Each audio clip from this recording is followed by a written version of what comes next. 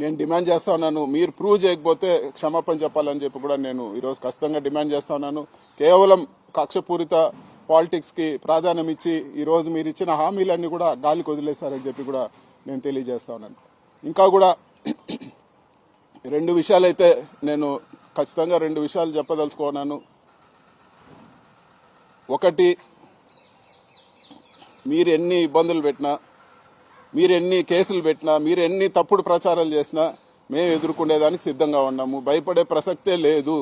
ఖచ్చితంగా భయపడే ప్రసక్తే లేదు. మీరు ఎన్ని ఇబ్బందులు పెడితే అంత రెట్టింపు ధైర్యంతో ఖచ్చితంగా ఫైట్ బ్యాక్ చేస్తాము.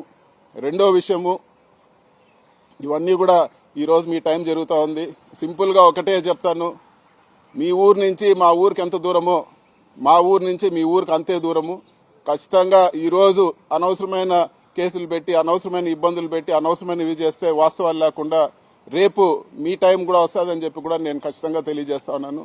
ఉంటే ఈరోజు సాక్ష్యాధారాలతో చెప్పండి.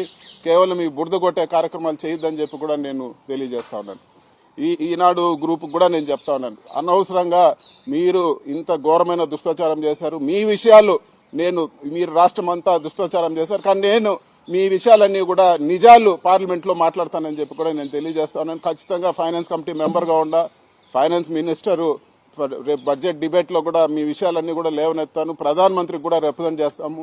ఇవన్నీ కూడా ఉండవల్లి అరుణ్ కుమార్ పెద్దలు ఉండవల్లి అరుణ్ కుమార్ గారితో కూడా మాట్లాడి ఈ కేసులన్నింటిలో కూడా ఆయనకు తోడ్పాటుగా ఉంటానని చెప్పి కూడా నేను తెలియజేస్తాను. ఇవన్నీ కూడా ఏదో మేము ఏం చేసినా పడుంటారనే భావన ఖచ్చితంగా కనపడతా ఉంది.